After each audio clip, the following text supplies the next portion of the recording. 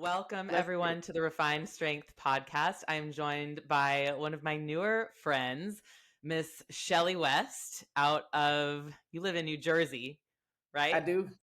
Yes. Yeah. Shelly is she is a coach. She is a Broadway dancer as well. And I'm just excited to have you on to talk about all things just like bodybuilding, competing, coaching, as well as like your transition from being a full-time Broadway dancer to where you're at now, helping other dancers and helping other people just in general just find their best selves.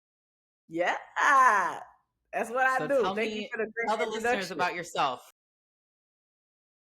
Long story short, that's me, Michelle West. Yeah. I am a dancer, I guess you could say, dancer turned athlete. And born in Philadelphia, born and raised in Philadelphia, and moved to Delaware when I was quite young. Went to high school there, and then I went to Temple University where I graduated with my degree in dance performance.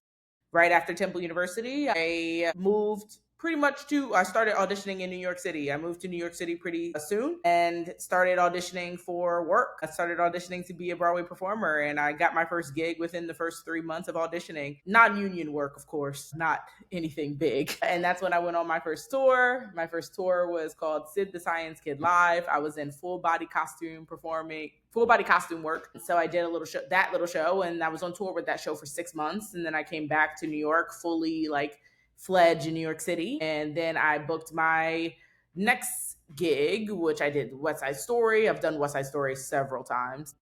Went back on tour, did Memphis the Musical. That's where I met my now husband. So we've been together for 10 years. And then after Memphis the Musical, I booked several regional theater shows, which I've done all across the country. So over at Sacramento Music Circus and down in Florida at Oslo Rep, here in New York City at Carnegie Hall. That led me to booking my biggest production, which was Aladdin. You might have heard of it. Aladdin, the musical. You might have heard of that little one. And you were Aladdin, on tour for like 4 years, right? 3 years.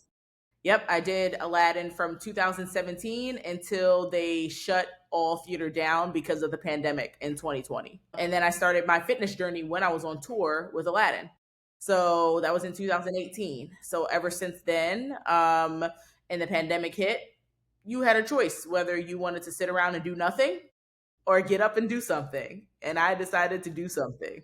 So I was like, I didn't want my results to go away with the fitness journey. And I learned a lot about fitness and nutrition and how I changed my life. I changed my body. And I loved the results that I was able to get and the knowledge that I was able to learn. And that took me into diving more into bodybuilding, diving more into getting my coach, diving more into nutrition, mindset, helping people. And it's one of those things where I just kind of discovered a lot about what the realness is when it comes to fitness and nutrition and all the bullshit that we have been learning. I hope I can curse on here because I have a potty mouth. Yeah, you can totally curse. All the bullshit that we have learned as dancers coming up when it comes to nutrition, when it comes to fitness, when it comes to what we need to do to be able to change our bodies. We have a lot of people who are saying a lot of things when it comes to that we need to look a certain way, but actually not giving us any true knowledge about how to actually do it the right way. Yeah. So once I started learning all of that stuff, I was like, you know what? I think I have a story to tell. I think I have a passion with this. But then my passion was also to be on Broadway. So I started to work as a personal trainer. I worked at 24 Hour Fitness for a year as a PT. Left 24 Hour Fitness once Broadway came back. And that's when I booked the Tina Turner musical on Broadway. So that was my Broadway debut. I did that show. But while I was doing that show, I was swinging. And also I got my bodybuilding coach at the same time, who I work with, Tim English, Every Calorie Counts. And I also built BIA Nutrition, which was called Empowered at first when I first was swinging. But I was like, I'm not going to use Empowered because everybody tell listeners what swinging means real quick, because I don't think most people know who are not theater nerds. Sure. Okay. So basically a swing is a standby performer. So that is somebody who is backstage at the theater. So we're at the theater every single night, but we are not on stage every single night. So with the typical Broadway show is you have 8 shows a week. we're there in the building just in case, and we cover if anything happens to any of the tracks in the show. So if someone is sick, if someone has an injury while on stage, if someone has a vacation that they need to get covered, the swings are there to cover for anybody who is missing from the show. So we basically fill in the holes. We have to know multiple tracks in the show to fill in the holes of those different tracks there. So my job, even though I'm not on stage every single night, my job was to know all of the female identifying tracks in the show so that the show can go on no matter what. So in Tina, I swung 6 different roles, 7 different girls. So I knew 7 tracks. It's a lot of tracks to know. Yeah. That was the biggest one that I've swung because there was a lot of women in the show, which makes sense. Is Tina and Ikettes. Yeah. And then for Water for Elephants, which was my last Broadway show that I just did, we closed that in December of 2024. I swung that show as well. So I swung 3 girl tracks, and they said I was a partial circus swing, but I never went on for circus stuff. I never wanted to go on for circus stuff, but I did swing a principal there. So that's where I made my principal debut. So that's one of the leading, if it was a leading one of the leading ladies in the show, I covered her track as well. So I knew 4 tracks that I would go on for just in case anything happened. So that is a swing. So I'm pretty much like the Broadway swing now, and it's one of those things in Broadway where it's like once you have swing on your resume and they see that you can swing a show, because a lot of people don't like to swing, you tend to be kind of bucketed in swinging roles, because they want people who know how to have a quick mind in that way to go on for different tracks no matter what. And I do really well with swinging. I've always been that type of person or that type of dancer where I can sit down and watch a move or watch something happening and I can pick it up in like 2 seconds. So swinging actually works pretty well for me, but it's definitely I wouldn't say it's a harder job, but I would say you got to make sure that your ducks are in a row to make sure that you know where you're going on stage all the time and things can flip up at you no matter what. And you also got to be aware that the cast, you got to know where you're going, because if you don't know where you're going, because the cast is so used to having that original cast member in the spot, if you don't know where your spot is, you don't know your number, you don't know where you're supposed to be on stage, the cast members are going to be upset with you because you need to know where you need to go. So it's one of those things where, you kind of are in part of, say again. It's a lot of pressure. Yeah, you're kind of a part of the cast, but you're actually not a part of the cast. It's like weird. Yeah. So you basically like probably grew up wanting to be on Broadway, I'm guessing, if you went like straight from high school. I know you performed in high school too, went to college, got your BFA in dance. How would you say your thoughts around and opinions around fitness now are different from back then when you were like first getting out of college, getting your first jobs?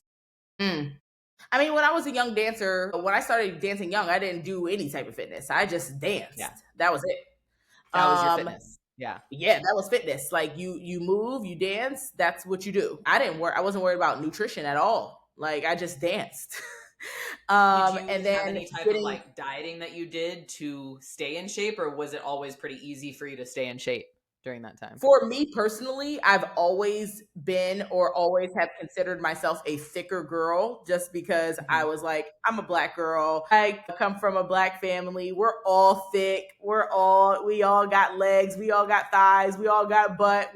I was just thick. You know what I mean? But I never associated me being thick with the food that I was eating or the nutrition that I was doing or the training that I wasn't doing. I was just associating that with like my genetic makeup of how my family is. Yeah, that's just how I am. Yeah. And so I was always the thicker dancer, no matter like wherever from when I was younger to when I came up. But I will say that when I was younger, like 2 to age maybe 10, I grew up dancing around a lot of Black women.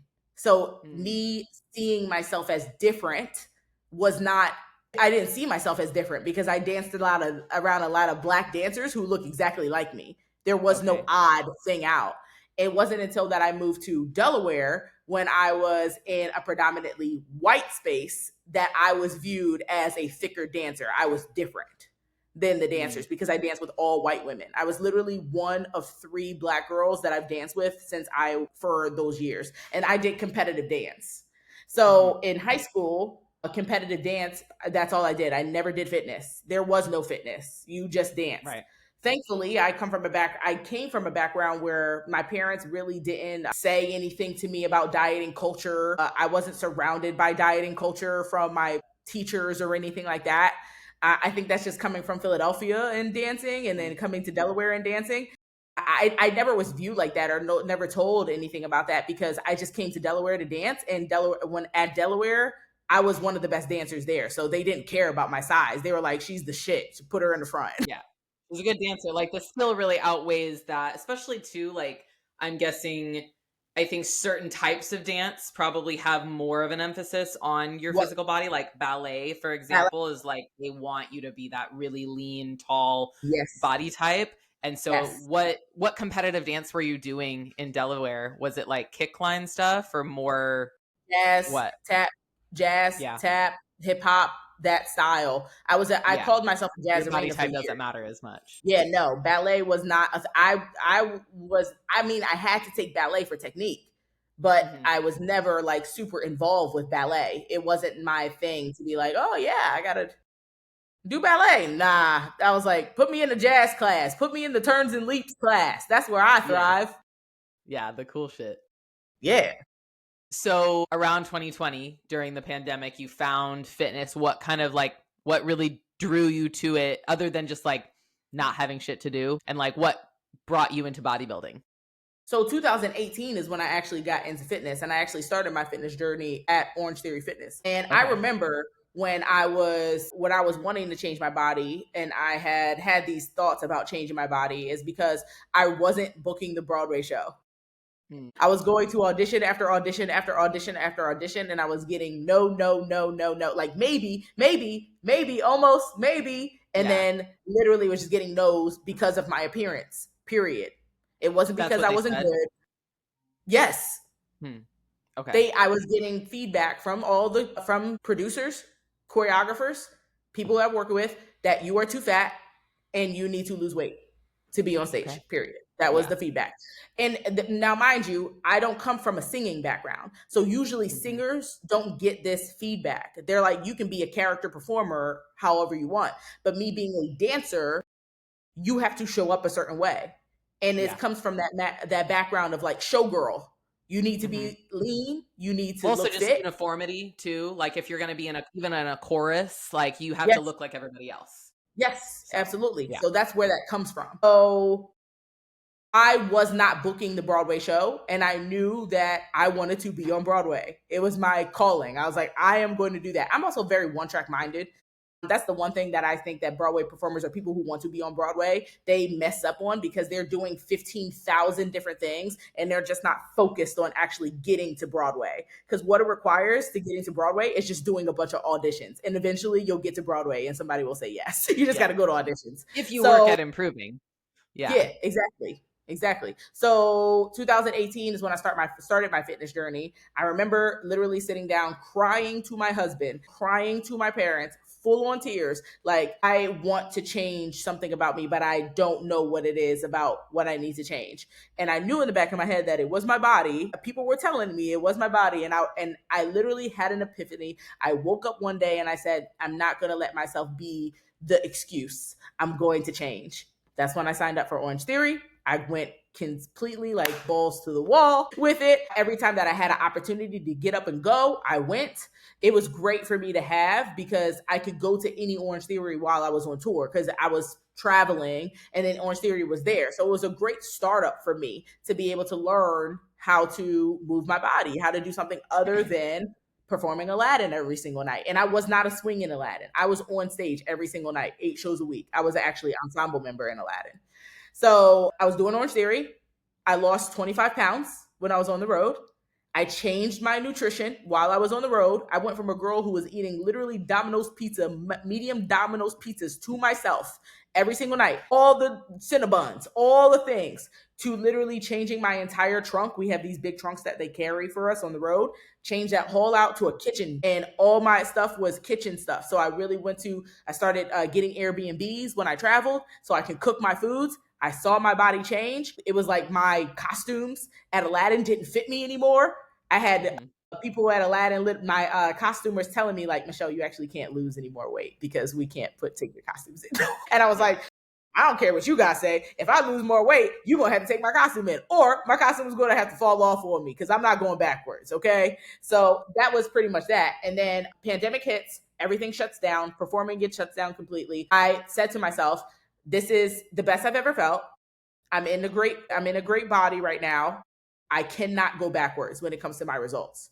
So what I did was Orange Theory Fitness was doing their stuff online, like on the apps. So I would literally just do my same exact Orange Theory thing. I would go out and run for 3 miles. I would come back home, do weights, and I literally recorded my entire process about running. And I started my YouTube channel with that and was like just trying to keep myself motivated every single day to do my Orange Theory stuff. So that's what I pretty much did. And then I started diving into more when it came to nutrition. And that's when I started listening to podcasts. I started reading books. I started getting into this. And I was like, you know what? I might as well just kind of go into it full force. So I would say like Mind Pump was a really good podcast that I started listening to that got me into like why you're feeling like you're going backwards and looking skinny fat because you're doing all this running instead of lifting weights. And I was like, oh. And I was actually I loved the weightlifting part more in Orange Theory than I liked the running part anyway.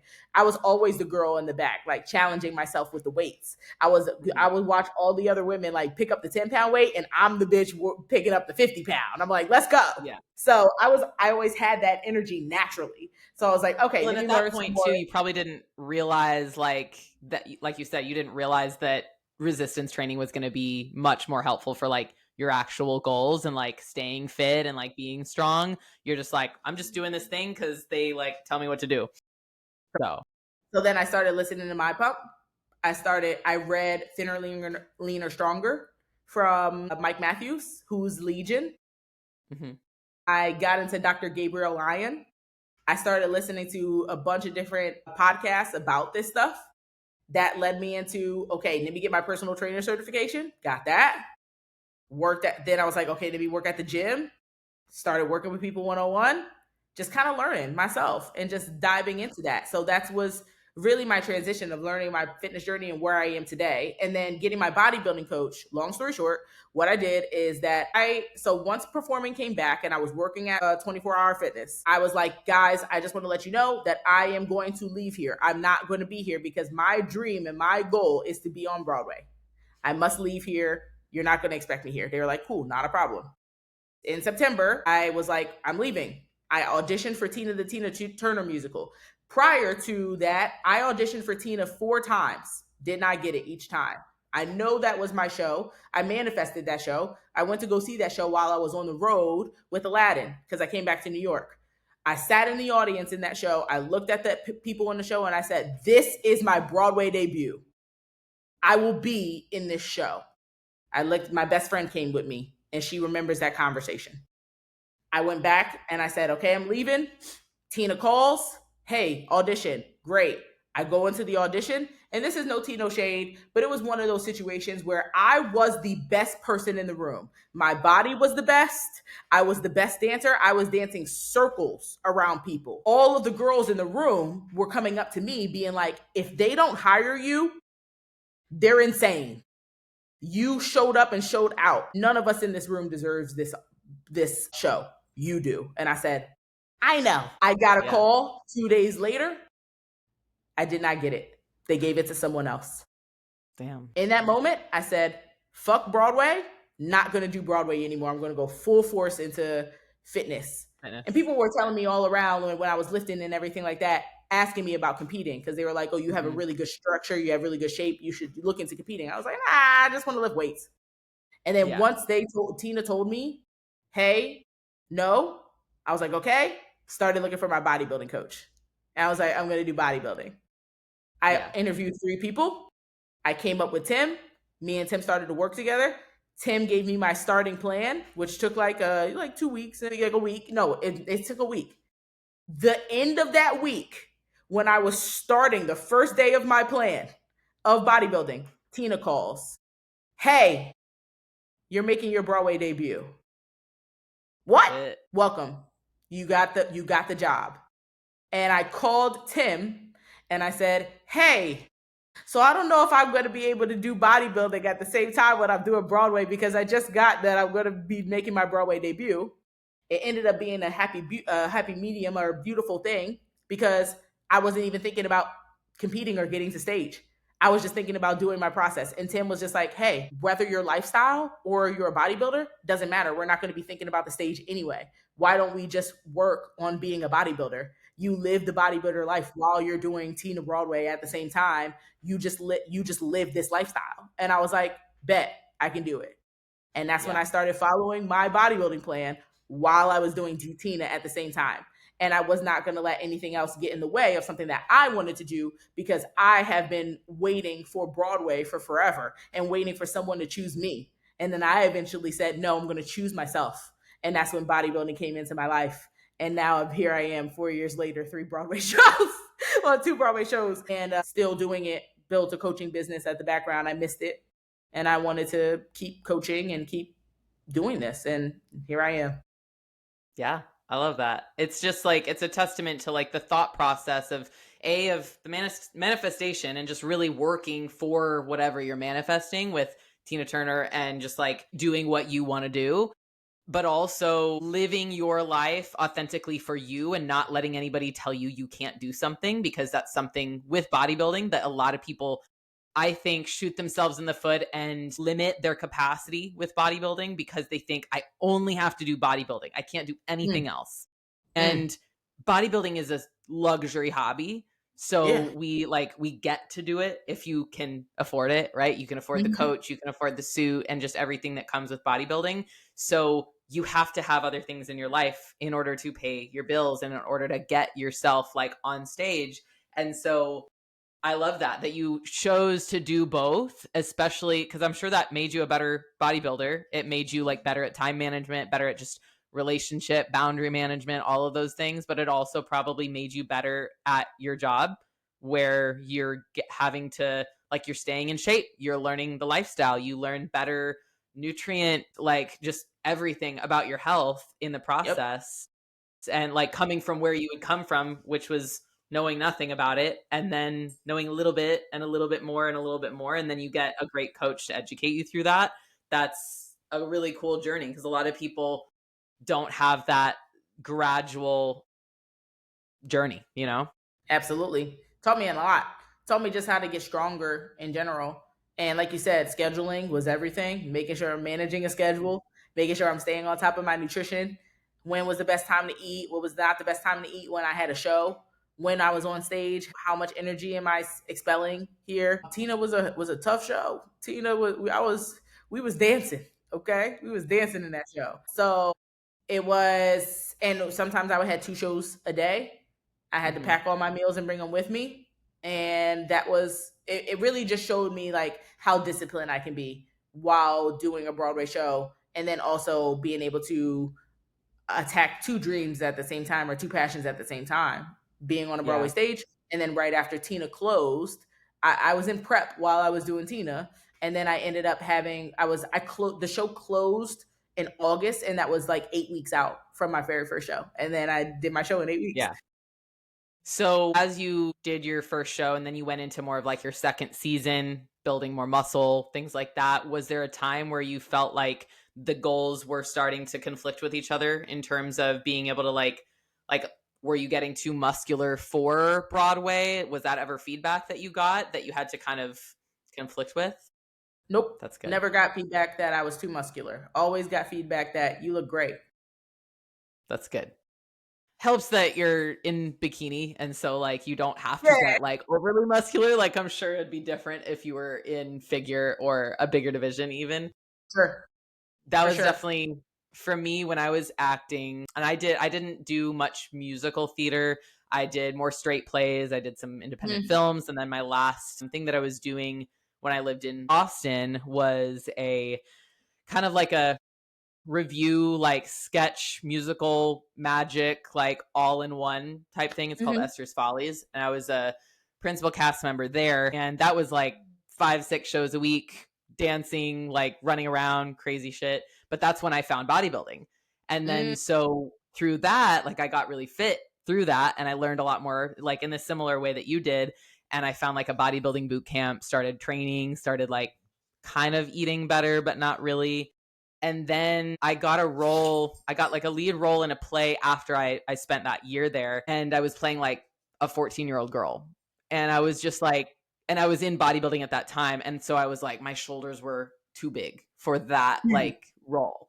And I just like, I wasn't getting more roles of like the type of role that I wanted, like a lead female role in general plays, because nobody wants like that muscular of a physique on stage really for that kind of thing that's supposed to be a serious play or a comedy or something like that. It's just like wasn't really what they wanted, because I did that after that Austin show. And so for me, I started getting that feedback, and I also just wasn't really loving just the lifestyle that I saw that most actors had, as I had gotten a lot healthier, gotten into bodybuilding, taking care of myself, not drinking as much. I saw there was a big disconnect between like the lifestyle of an actor and the lifestyle of someone who cares about their body. Yep. And that's what how has that been for you in terms of your relationships with like actors, dancers, people in Broadway versus relationships with people in fitness? I challenge that all the time. I challenge that with my clients. I challenge that within people who are around me. We also have to remember that I'm okay with being different. I've always been in a situation where I have been different. I've been the only Black girl. I've been the only this girl. Like, I'm okay with that. So me always, there's never been an issue with me challenging the status quo. That's good. Like, I think a lot of people are I'm scared of that. So they do like totally leave something behind because they're afraid of being different.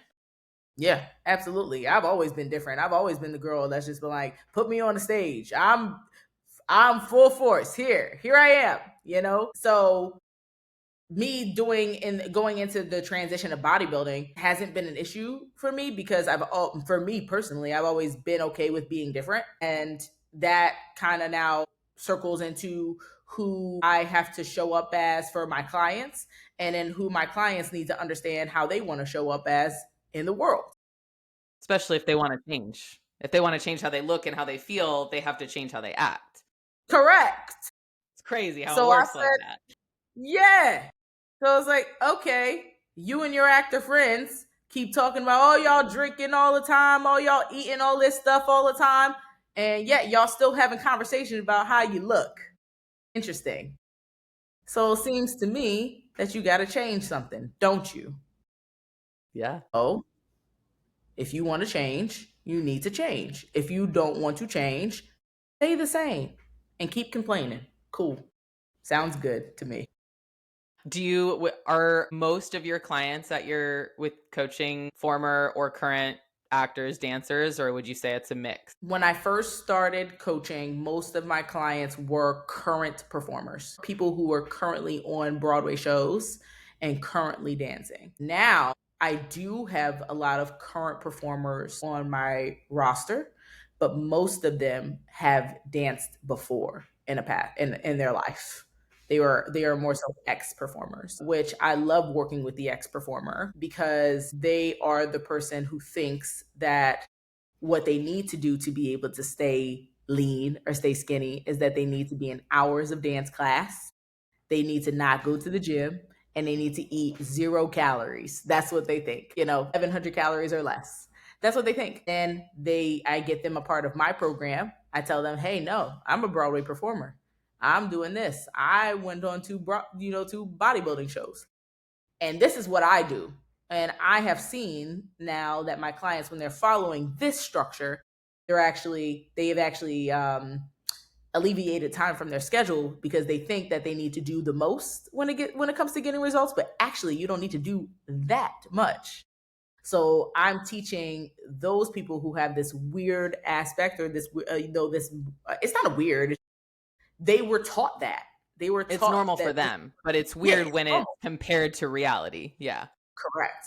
So now I teach them, no, you can live this lifestyle. And at this point, where I love speaking to dancers, and also I like speaking to choral performers too, because they think the same thing. They think that on top of their 8 show a week Broadway show, that during the day, they need to be doing hours of cardio, because all of these crazy diet fads have told them that they need to be doing that, and they need to not eat food. But yet on the weekends, throw back 15 margaritas, nachos, whatever. And then when they go into their Broadway shows, the way that they speak as far as love language is concerned, the way that we celebrate every single time is food. It's All donuts, it's food. Yeah. cookies, it's candy. It surrounds the theater environment. That's how they speak. When I was on Water for Elephants Broadway, and down in the basement of where the costumes would be, I would pass by a rack of 300 different flavors of Pop Tarts. This is what they're consuming every single day. Yeah.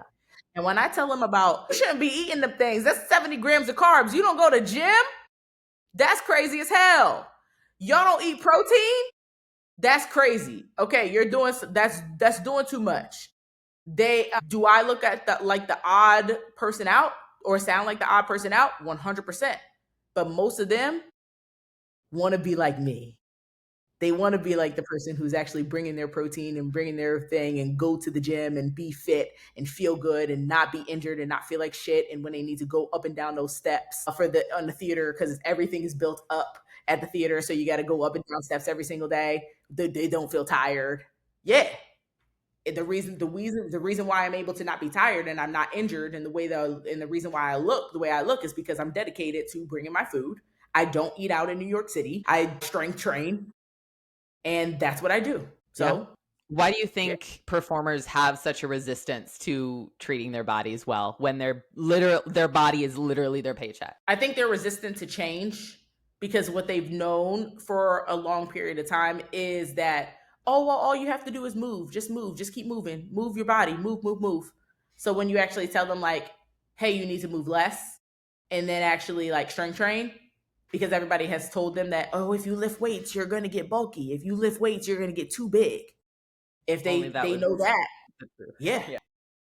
If they so then it's hard for them to be able to change their mindset when it comes to recovery, nutrition, and training. Right. They've also heard that they need to eat less, so therefore they eat less during the week. They're like the under overeater. So they undereat all throughout the week, and then on the weekends, Then they're because they starving, restrict so they overeat. themselves Yeah. the entire time. Time to turn the fuck up on Friday. Yeah. Time to turn up. And they go berserk for the weekend. Then all of a sudden, back to salads, back to protein bars. Oh yeah. Most dancers are aware that their nutrition is trash. They just don't change it. Mm-hmm. They're in this Yeah. everlasting cycle. And Yeah, I and a will lot of also people, say, like, if they do know that and they don't change it, it's just because it's hard, and they really they think that they can be or should be. They have this entitlement of, like, I should be the exception to the rule, and, like, I should be able to eat this and yep, still look like I did, 5 yep, years ago or whatever, especially those that are getting older and have been doing it a long time. They live in the past of where they used to yes, be, what they used to be able yes, to get away with, and now your body's changing. You can't get away with that anymore. that Or you've part, gotten even worse at your habits. that part. I know this has worked for me before. Okay, well, baby girl, it don't work for you no more. It's not if it worked for you, you wouldn't be dealing with it. You wouldn't even have to say that. You wouldn't be in this position where you are right now if it worked. Yeah. So obviously something else needs to happen. So that's what it is. That's the other thing, is that because these other diet things have worked for them before, it's hard for them to detach from what has worked for them before.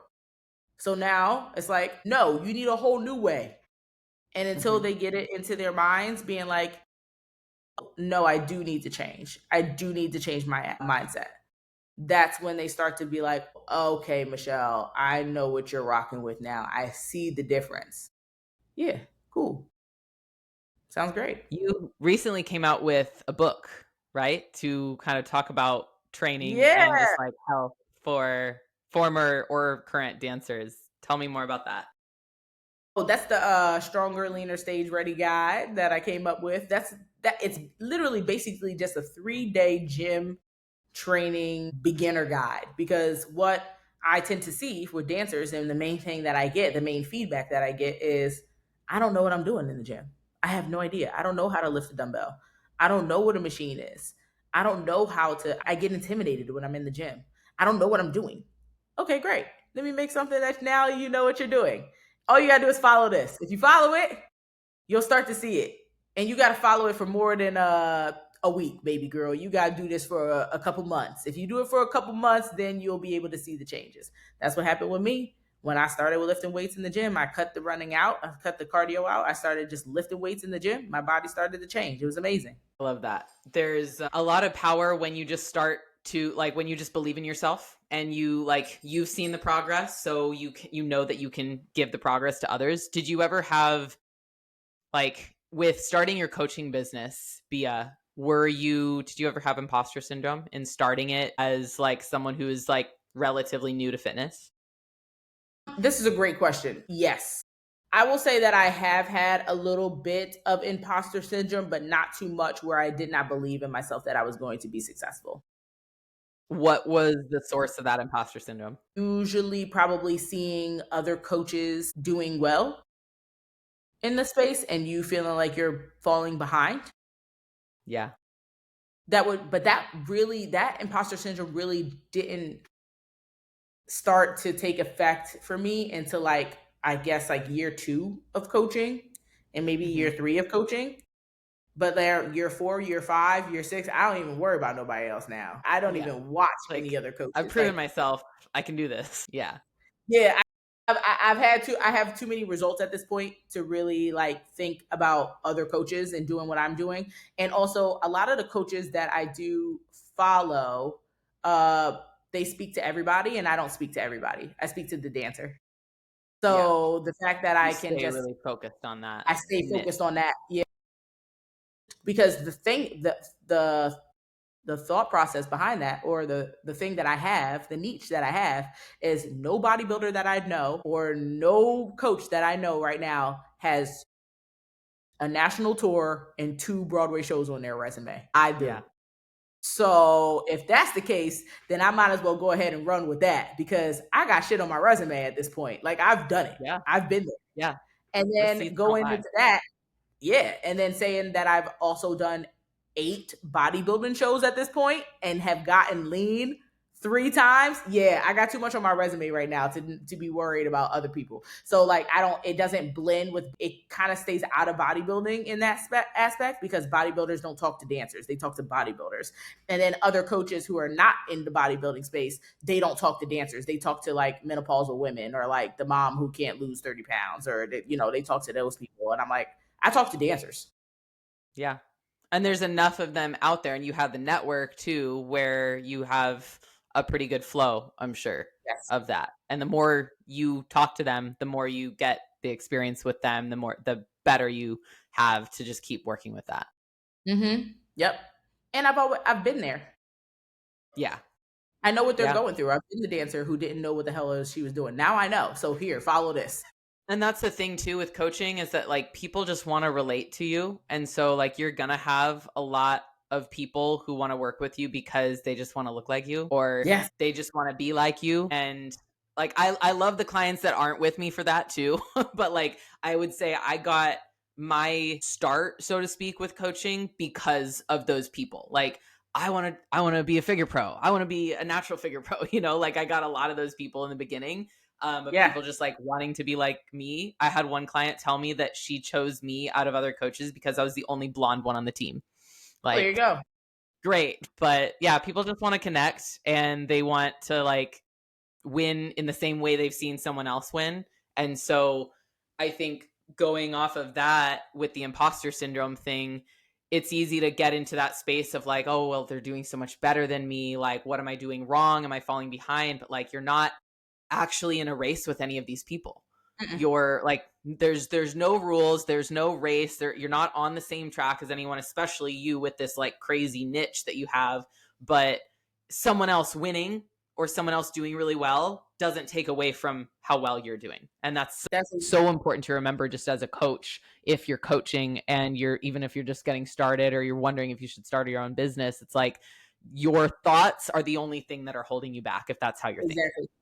Exactly. As soon as I tapped into that, like you said, like other people winning doesn't mean you're losing. As soon as I tapped into that, I've been growing ever since. Yeah. Soaring ever since. And I'm still willing to learn around people who are better than me. You know what I mean? Like, that's a big I want to do this podcast because you've been in this space longer than me. You know what I mean? I want to learn from my coach because he's been doing this for forever. I want to learn from the Brittany Justices. I want to learn from the Dom Kuzas. I want to learn from those people. Like, shit, of course, they're doing what they're doing and they're great at what they're doing. And I'm watching on the sidelines being like, I want to be that great too. Yeah. And if you're not learning, that's when you are falling behind. Correct. So it's not that people winning are making you fall behind. Like that has nothing to do with each other. But if you were choosing not to learn, then that's where you're going to start falling behind because the people that are at the top, they're constantly learning. Yes, 100%. And the thing that I've found that has kept me wanting to keep going in this space is that I do have 3 things that other people do not have. And it's that my dance background, no one really has that like that. My Broadway shows, right? I'm a Black woman. Like you said, somebody worked with you because they were like, you're blonde. Yeah. A lot of people come to me because I'm Black. They don't see other Black women doing this. No, I remember, I think that's when I first followed you is when you talked about that with Brittany. On some podcast. I think it was hers or it was something. On hers. Yeah. And I agree. It's interesting that like, I think because there's not as much of that, more Black women probably don't even try because they're like, well, there's no one like me doing this. So like, I don't know if I can be the one that does it and brings it up. So I think you deciding to do that is really powerful. I actually think that Black women do try. Yeah. I just think that we're not as visible. Mm-hmm. I think that in general, Black people, you will not see them as much just because it's just not that many of us. If that makes sense. Like, you know what I mean? Yeah. Like, you just won't see us as much because it's just not that many of us compared to like white women, like who are coaches. You're just going to see them way more. But like, when I even went to my bodybuilding show, when I competed at junior nationals, tell me how many Black women were on the stage. Black bikini competitors. How many? Probably not. I counted 5. Like in the whole show? I counted on my one hand, not in the figure, just bikini. Yeah. I think I counted 5 Black women that were on that stage. I may be wrong. It might be 6 or 7, but 6 or 7, I was competitor number 293. Yeah. So I don't think it's that we don't want to and we don't show our voices. It's just that it's not visible enough. So we just got to keep going. That's all it is. That's what I think, but I could be wrong. I mean, I think you're right. There's probably that truth and just like the truth too of just like some people being doubtful because they don't see as many of you up there. Like they think like, well, I don't know, like could I even do that? Like Sure. Absolutely. Yeah. I mean, bikini's been around for this long and Vanya just won. Yeah. Not too long ago. She's the first and there's Black never been a Black Miss Olympia either. What year are we in? 2025. Interesting. Yeah. Of course, Black women are going to think that they can't compete in bikini. That makes sense. I get it. We've had one representation, and Daraja was the closest. Yeah. She's coming back. I can't wait. Soon. Yeah, I'm excited. Baby and all.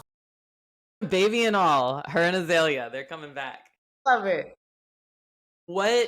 So now that you are officially like done with Broadway, like you're not performing anymore, do you see yourself going back at all or like auditioning more? I know you're fully in your business now, but is that something that you like, especially since you have that niche with your clientele, do you see yourself wanting to continue that in any way?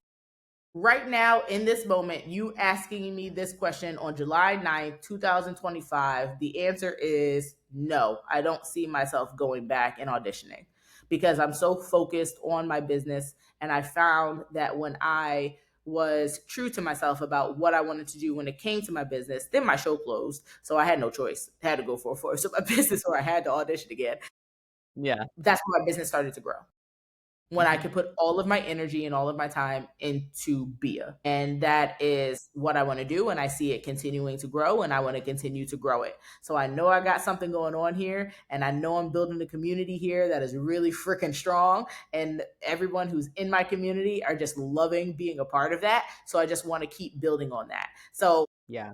I don't have the moment right now, and when you're asking me this question, I don't have the itch or inkling to wanting to go back to the 8 show a week lifestyle on Broadway. And if Yeah. anything, what Broadway continues to remind me, even when we go through every single Tony season, is that it's a lot of time, it's a lot of work, it's a lot of energy to put up these Broadway shows. You're in rehearsals, you got the Tonys, you're doing all of these things, but then to turn around, and if your show that you were a part of doesn't get a Tony, then your show is going to close in 3 months. And then your show closes, and guess what? You back to square one all over again. You got to audition to get into that next show, and unless you're a Broadway baby that you've been in like 12 already Broadway shows, you're not really guaranteed to get that next Broadway show next. Like Yeah. I have two It's a Broadway lot shows. of, like, setting yourself up for pain and Yeah. failure. Like, Yes. even if you're the best fucking dancer in the room, like you saw, like, you still, like, odds are you probably won't get the job because there's so many people trying to get the job.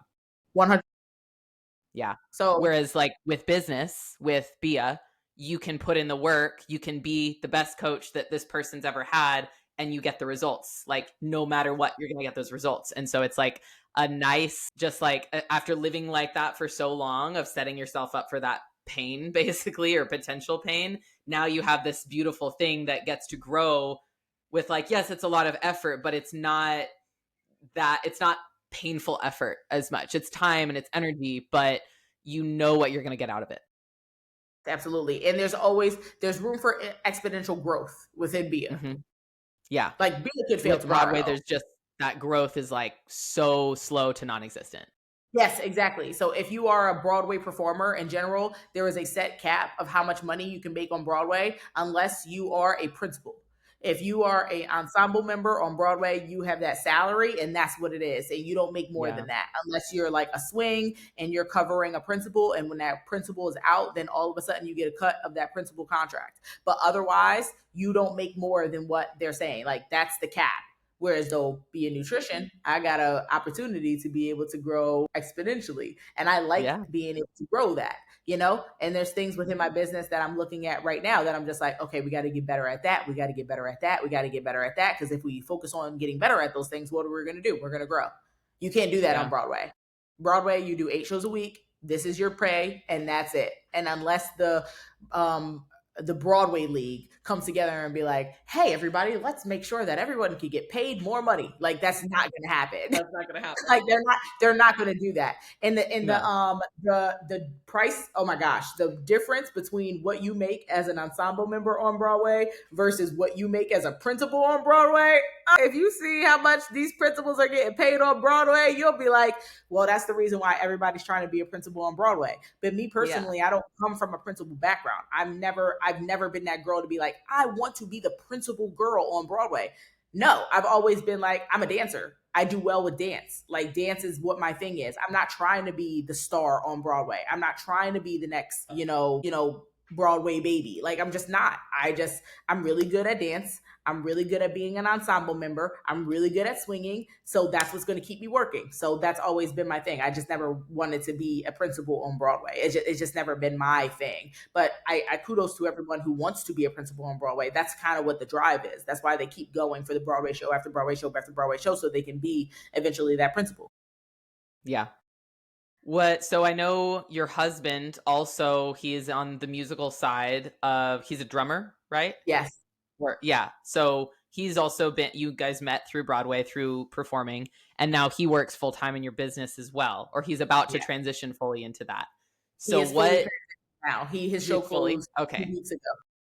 Okay. That's right. Yeah. So tell me more about that, just how you guys came to that like confidence level of like, okay, now it's time to do this. And like, has there been any like just what's been the biggest lesson in that? Matt was always working with me behind the scenes on BIA, or always working with me behind the scenes when I was growing when I first started my fitness journey or started my fitness business. Because when I first started my fitness journey, I was documenting everything. So everything is on my YouTube channel. So Matt was already a part of that. So during the pandemic, he was learning the backgrounds of how to edit videos, how to get better at that. So that was kind of his niche that he was doing without drumming. So we were already working together in that capacity, but just not running a business, so to speak. I started coaching and I started doing that solo. Matt was kind of helping in the backgrounds, but not necessarily. And then all of a sudden it started to be like, okay, now we're working together. So it just kind of gradually happened.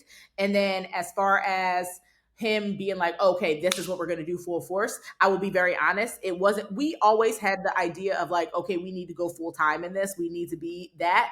But what happened is that our show's closed. That's the reason why. We had no choice. The show closed. So we were like, okay, well, I guess it's time to do BIA now. I guess we got to do this. Yeah, I guess we grew this business. So now I remember when before Water for Elephants closed, I had an inkling when I was on stage doing the show. I was literally on stage. I watched people in the audience. I had a moment when I was on stage being like, I would much rather be coaching my clients right now. I don't want to be on this stage right now. I had that while I was on stage, and I was like, wow, means I need to go full time in BIA. Literally, I think 2 weeks after that, that's when we got the closing of the show. That's when we got the closing notice. So then that was already naturally happening. So I was like, okay, well, I guess that's going into December, and then I'm closed. So now I'm full-time BIA.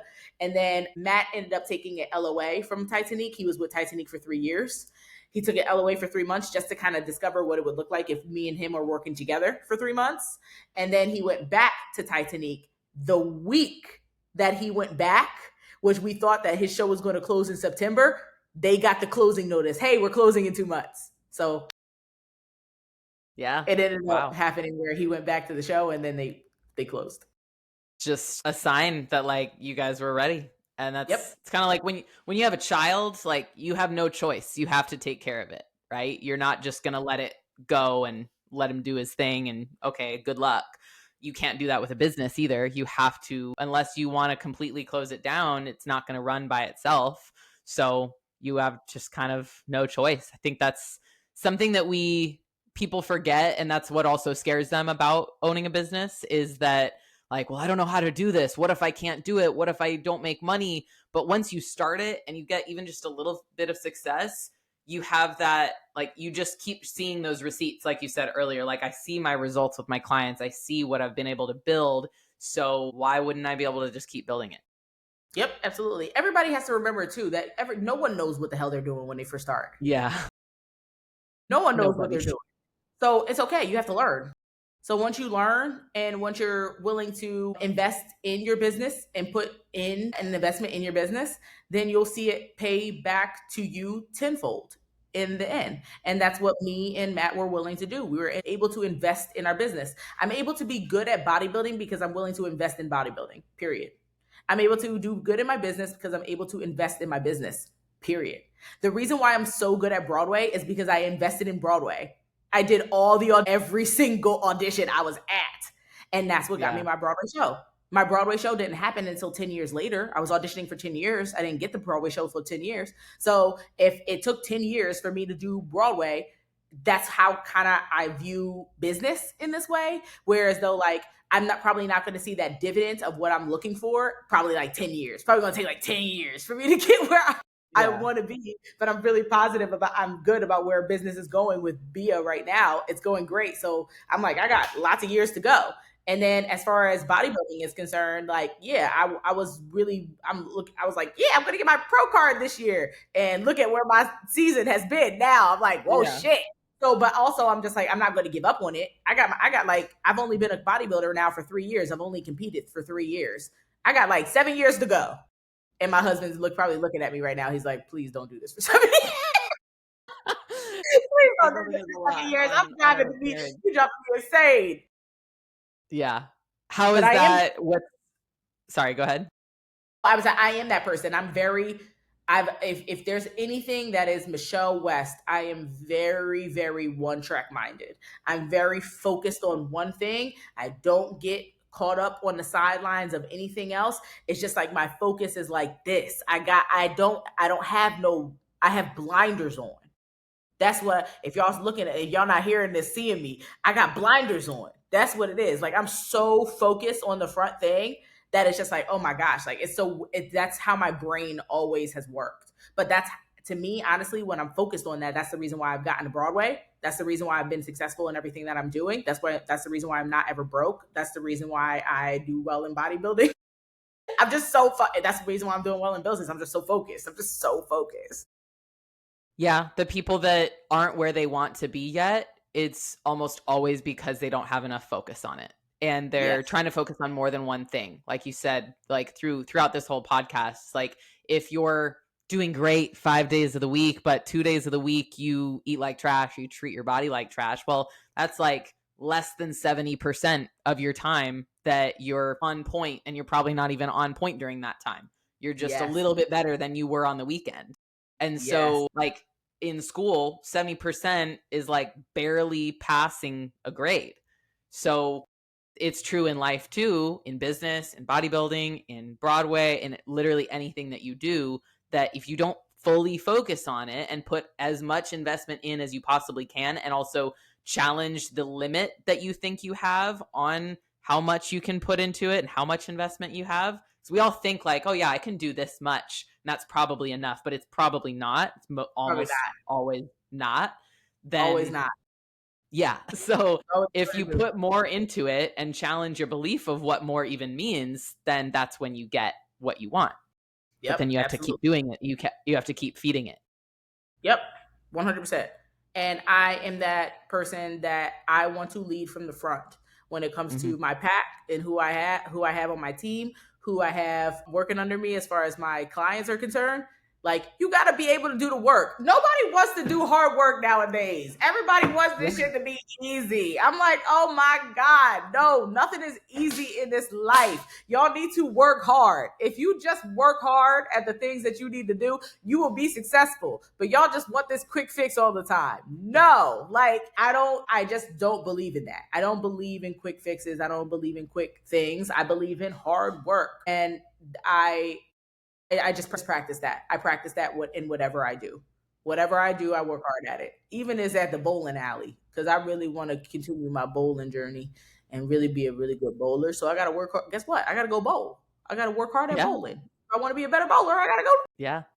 I think people see others succeeding, and like there's a certain type of person that sees someone succeeding and they look at it and they're like, wow, she makes it look so easy, so it must be easy. And if I make something look easy, it's just because I've done it so many times. It's just because I've invested, I've made sacrifices. I had a client ask me today about like, how do you make more time when you don't have time? I'm like, something's got to give. You got to make a sacrifice. But you also have to be accepting of the fact that your lifestyle, you know, when you have a kid, when you have a job, you have like all of these things in your life that are going on, you might not have the same time as me, who has more flexibility in my time. And that's just, you have to accept that.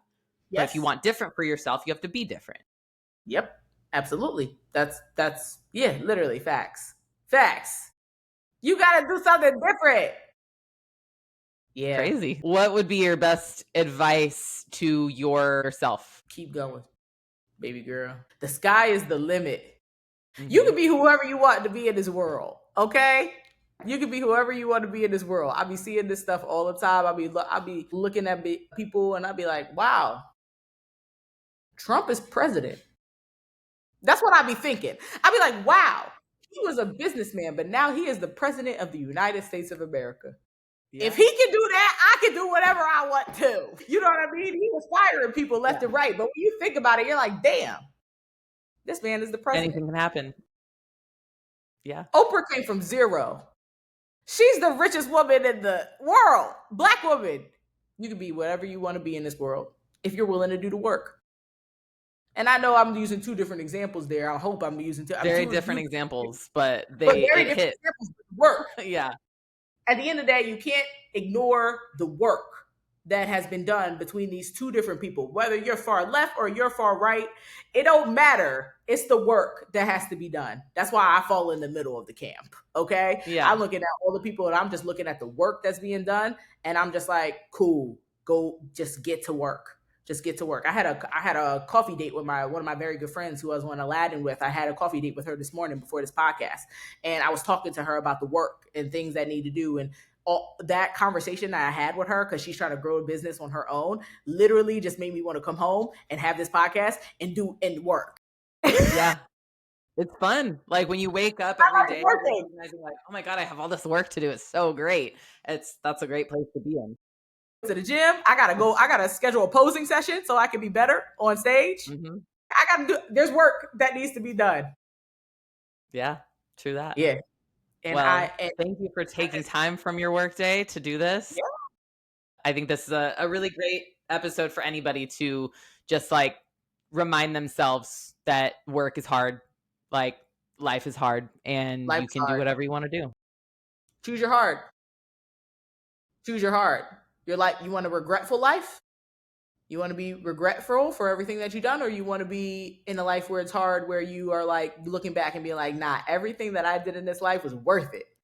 Yeah. I'm happy. And I worked for it. Like I did that. I worked for it. I did that. Yeah. That was the work that I did. Mm-hmm. Michelle, you got on Broadway. Yeah, I worked 10 years to get on Broadway. That's why I got on Broadway. Okay.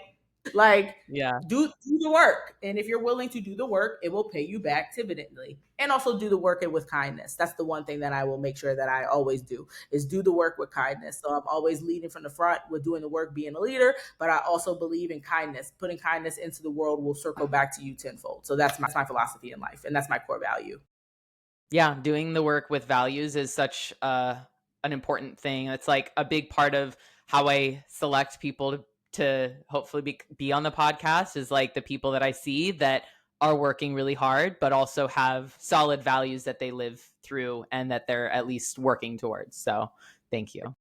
I appreciate you. Thanks for letting me come on. Yeah, thanks for coming on. Everyone listening, I will have all of Shelly's information, her website, her YouTube, all of her everything down below in the show notes. So check her out and follow along on her season this year, because it's a good one. Thank you.